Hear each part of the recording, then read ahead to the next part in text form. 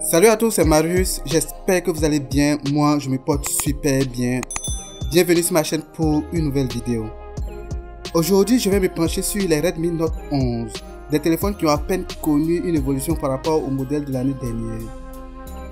Xiaomi n'a lancé que 4 modèles cette année, mais en Côte d'Ivoire on ne verra que 3 modèles, du moins officiellement ou pour le moment. Ces modèles sont le Redmi Note 11, Redmi Note 11S, Redmi Note 11 Pro et Redmi Note 11 Pro 5G. En termes de différence, ces 4 modèles se chevauchent, que ce soit au niveau du design et de la fiche technique. Niveau design, les modèles Pro ont adopté la tendance toute carrée et plate actuelle. Les côtés ne sont pas aussi plats comme sur un iPhone 14. Ils avoisinent plus ceux du Tecno Camon 18 premier. Les Note 11 et 11S ont un design qui reste fidèle au Note 10 de l'année dernière, avec un dos légèrement arrondi sur les bords et des côtés plats pour les rendre actuels. Le Redmi Note 11 Pro 5G est le modèle le plus haut de gamme de la série. Il est équipé du Snapdragon 695 de Qualcomm qui lui donne sa 5G. Le Note 11 Pro se contentera du Mediatek Helio G96 qui ne supporte pas la 5G. Les deux téléphones arborent une taille AMOLED de 6,67 pouces avec une résolution Full HD+. Ils ont un taux de rafraîchissement fixe de 120 Hz et un taux d'échantillonnage tactile de 360 Hz. L'écran prend en charge la large gamme de couleurs DCI-P3 et a une luminosité typique de 700 nits. Il a une protection Gorilla Glass 5 et une certification IP53 pour la résistance à la poussière et aux éclaboussures. En ce qui concerne les deux autres modèles, les Redmi Note 11 et 11S disposent tous deux d'un écran AMOLED de 6,43 pouces. Ils bénéficient également d'une résolution Full HD+, et d'un taux de rafraîchissement de 90 Hz. Le taux de rafraîchissement élevé est la bienvenue ici puisque les modèles de l'année dernière étaient bloqués au standard de 60 Hz. La luminosité est de 700 nits. Ils ont une protection Gorilla Glass 3 et bénéficient aussi de la certification IP53. Niveau performance, le Note 11S embarque le Mediatek Helio G96 comme le Note 11 Pro. Le Note 11 de son côté a le Snapdragon 680. Au niveau des caméras à l'arrière, sur les modèles Pro, on va retrouver un capteur de 108 mégapixels comme l'année dernière. Il est associé à un capteur ultra grand angle de 8 mégapixels et un capteur macro de 2 mégapixels.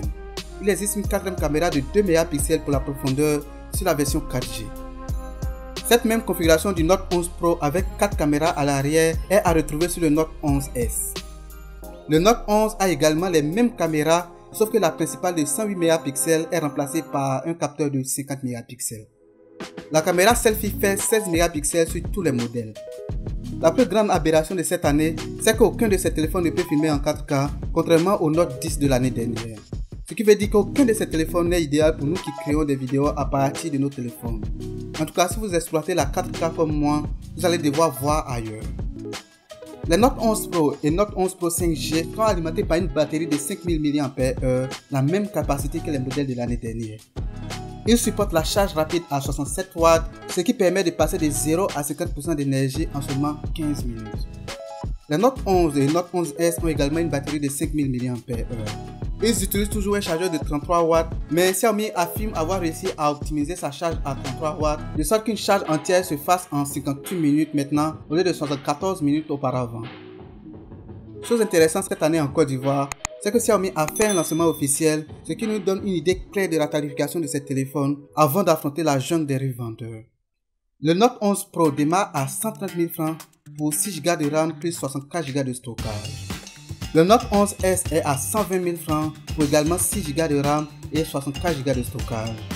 Et le Note 11 est à 105 000 francs pour 4 Go de RAM et 64 Go de stockage. Le Note 11 Pro 5G n'étant pas disponible ici, on n'a pas donc sa tarification officielle.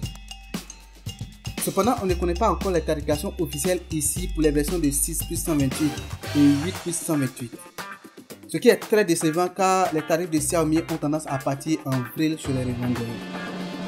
Alors, devrais-je recommander un de ces téléphones? Eh bien, cette année, recommander un de ces Redmi Note sera très difficile pour moi.